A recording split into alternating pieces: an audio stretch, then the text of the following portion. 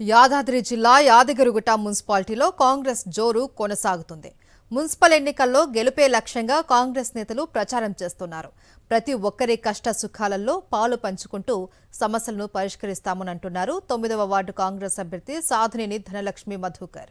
అనుక్షణం ప్రజలకు అండగా ఉంటూ ఇచ్చిన ప్రతి హామీని నెరవేరుస్తామని వెల్లడించారు.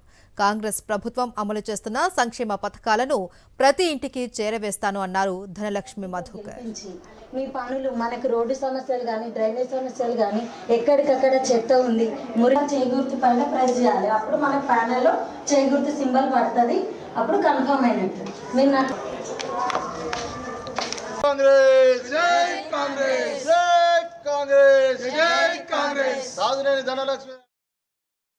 నాకు ఇక్కడ రోడ్డు పైన డ్రైనేజ్ సమస్య చాలా ఉంది. రోడ్లు లేక చాలామంది ప్రజలు ఇబ్బంది పడుతున్నారు. రోడ్డు పైన ఎక్కడికక్కడ నీళ్లు ఆగి దానిపైన ఈగలు దోమలు వచ్చి ప్రజలు కూడా చాలా ఇబ్బంది. మాకు బాగాలేదు, కొంచెం హెల్త్ బాగాలేదు, స్మెల్ వస్తుంది, కొంచెం అస్వస్థతకు గురయ్యామని చెప్తున్నారు. నేను ఫస్ట్ గెలిచిన తర్వాత ఆ ప్రాబ్లమ్ని సాల్వ్ చేద్దామని అనుకుంటున్నాను.